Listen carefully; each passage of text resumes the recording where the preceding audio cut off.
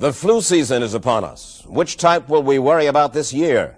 And what kind of shots will we be told to take? Remember the swine flu scare of 1976? That was the year the U.S. government told us all that swine flu could turn out to be a killer that could spread across the nation. And Washington decided that every man, woman, and child in the nation should get a shot to prevent a nationwide outbreak, a pandemic. Well, 46 million of us obediently took the shot. And now 4,000 Americans are claiming damages from Uncle Sam amounting to $3.5 billion because of what happened when they took that shot. By far the greatest number of the claims, 2/3 of them, are for neurological damage or even death, allegedly triggered by the flu shot. We pick up the story back in 1976 when the threat posed by the swine flu virus seemed very real indeed. This virus was the cause of a pandemic in 1918 and 1919 that resulted in over 500,000 deaths in the United States, as well as 20 million deaths around the world. See how easy it is to... Thus, the U.S. government's publicity machine was cranked into action to urge all America to protect itself against the swine flu menace. Influenza is serious business. During major flu epidemics, millions of people are sick and thousands die. Well, this year you can get protection. The vaccines are safe, easy to take, and they can protect you against flu. So roll up your sleeve. Protect yourself. There's only one thing I can think of that hits harder than us. What can that be? The swine flu. It can knock you flat. So what's the defense for it, huh? Like our philosophy. You gotta hit it before it hits you. You mean a shot? Yeah. You got yours? You better believe it. If swine flu wants to challenge me, I'm ready. Oh, me too, brother. Me too. Get the swine flu shot. One of those who did roll up her sleeve was Judy Roberts. She was perfectly healthy, an active woman, when in November of 1976, she took her shot. 2 weeks later, she says, she began to feel a numbness starting up her legs. I joked about it at that time. I said I'll be numb to the knees by Friday if this keeps up. By the following week, I was totally paralyzed. So completely paralyzed, in fact, that they had to operate on her to enable her to breathe. And for 6 months, Judy Roberts was a quadriplegic. The diagnosis? A neurological disorder called Guillain-Barré syndrome, GBS for short. These neurological diseases are little understood. They affect people in different ways. As you can see in these home movies taken by a friend, Judy Roberts' paralysis confined her mostly to a wheelchair for over a year. But this disease can even kill. Indeed, there are 300 claims now pending from the families of GBS victims who died, allegedly as a result of the swine flu shot. In other GBS victims, the crippling effects diminish and all but disappear. But for Judy Roberts, progress back to good health has been painful and partial. Now, I noticed that your smile, Judy, is a little bit constricted. Yes, it is. Is it different from what it used to be? Very different. I have a greatly decreased mobility in my lips. And I can't drink through a straw on the right-hand side. I can't blow out birthday candles. I don't whistle anymore, for which my husband is grateful. It may be a little difficult for you to answer this question, but have you recovered as much as you are going to recover? Yes, this is it. So you will now have a legacy of braces on your legs for the rest of your life? Yes, the weakness in my hands will stay, and the leg braces will stay. So Judy Roberts and her husband have filed a claim against the U.S. government. They're asking $12 million, though they don't expect to get nearly that much. Judy, why did you take the flu shot? I'd never taken any other flu shots, but I felt like this was going to be a major epidemic. And the only way to prevent a major epidemic of a really deadly variety of flu was for everybody to be immunized. Where did this so-called deadly variety of flu, where did it first hit back in 1976? It began right here at Fort Dix in New Jersey in January of that year when a number of recruits began to complain of respiratory ailments, something like the common cold. An Army doctor here sent samples of their throat cultures to the New Jersey Public Health Lab to find out just what kind of bug was going around here. One of those samples was from a Private David Lewis who had left his sickbed to go on a forced march.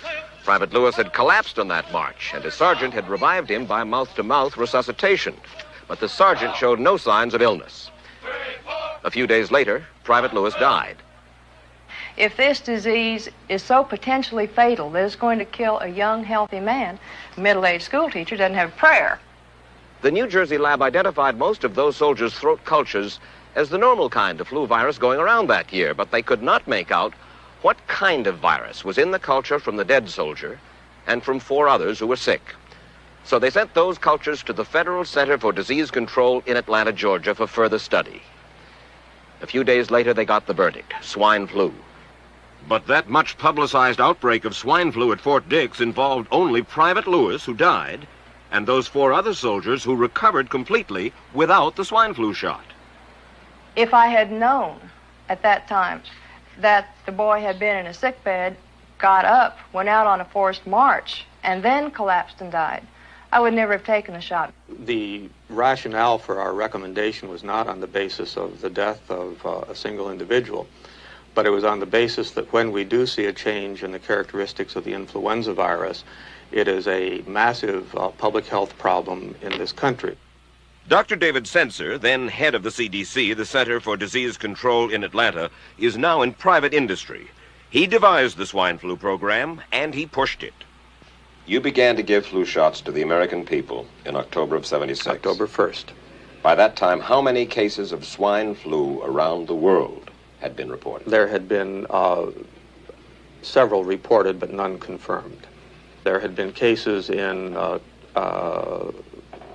Australia that were reported by the press, by the news media. There were cases in... None confirmed. Did you ever uncover any other outbreaks of swine flu anywhere in the world? No. Now, nearly everyone was to receive the shot in a public health facility where a doctor might not be present. Therefore, it was up to the CDC to come up with some kind of official consent form, giving the public all the information it needed about the swine flu shot. This form stated that the swine flu vaccine had been tested.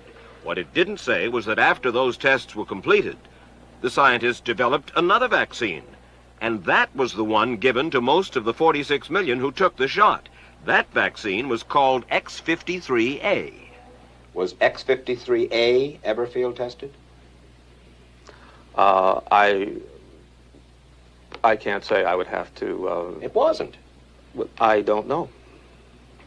Well, I would think that you're in charge of the program. I would have to check the records. I haven't looked at this in some time. The information form, the consent form, was also supposed to warn people about any risks of serious complications following the shot. But did it? No, I had never heard of any reactions other than a sore arm, fever, this sort of thing. Judy Roberts' husband, Gene, also took the shot. Yes, I looked at that document. I signed it. Nothing on there said I was going to have a heart attack or I can get Guillain-Barré, which I never heard of. What if people from the government, from the Center for Disease Control, what if they had indeed known about it? What would be your feeling? They should have told us. Did anyone ever come to you and say, you know something, fellas? There's the possibility of neurological damage if you get into a mass immunization program? No. No one ever did? No. Do you know Michael Hatwick? Yes. Mm-hmm. Dr. Michael Hatwick directed the surveillance team for the swine flu program at the CDC. His job was to find out what possible complications could arise from taking the shot and to report his findings to those in charge. Did you know ahead of time, Dr. Hatwick, that there had been case reports of neurological disorders, neurological illness, apparently associated with the injection of influenza vaccine? Absolutely. You did? Yes. How'd you know that? By review of the literature. So you told your superiors, the men in charge of the swine flu immunization program, about the possibility of neurological disorders? Absolutely. What would you say if I told you that your superiors say that you never told them about the possibility of neurological complications? That's nonsense. I can't believe that they would say that they did not know that there were neurological illnesses associated with influenza vaccination. That simply is not true. We did know that. I've said that Dr. Hatwick had never told me of his feelings on this subject. Then he's lying. I guess you would have to make that assumption. Then why does this report from your own agency, dated July 1976, list neurological complications as a possibility. I think the consensus of the scientific community was that the evidence relating neurologic disorders to influenza immunization was such that they did not feel that this association was a real one. You didn't feel it was necessary to tell the American people that information? I think that over the years we have tried to inform the American people as fully as possible. As part of informing Americans about the swine flu threat, Dr. Sensor's CDC also helped create the advertising to get the public to take the shot. Let me read to you from one of your own agency's memos planning the campaign to urge Americans to take the shot. The swine flu vaccine has been taken by many important persons, he wrote.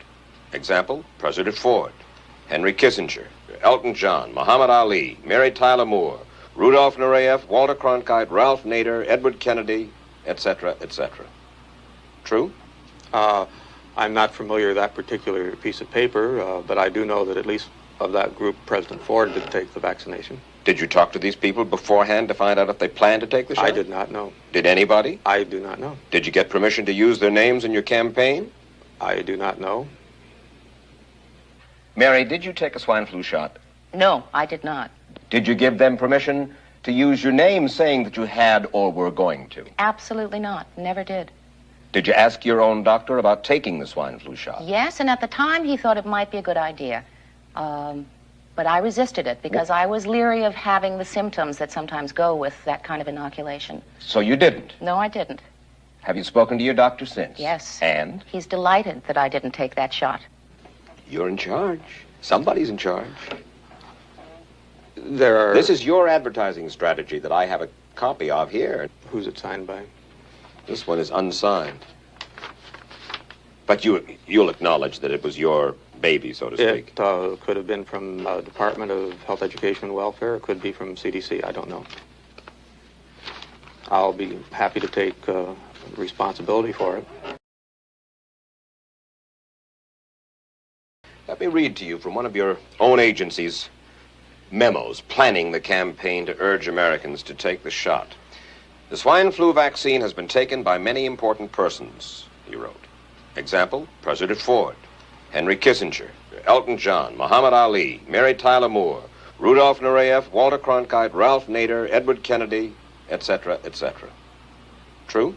I'm not familiar with that particular piece of paper, but I do know that at least of that group, President Ford did take the vaccination. Did you talk to these people beforehand to find out if they planned to take the shot? I did not know. Did anybody? I do not know. Did you get permission to use their names in your campaign? I do not know. Mary, did you take a swine flu shot? No, I did not. Did you give them permission to use your name saying that you had or were going to? Absolutely not. Never did. Did you ask your own doctor about taking the swine flu shot? Yes, and at the time he thought it might be a good idea. But I resisted it because I was leery of having the symptoms that sometimes go with that kind of inoculation. So you didn't? No, I didn't. Have you spoken to your doctor since? Yes. And? He's delighted that I didn't take that shot. He's delighted that I didn't take that shot.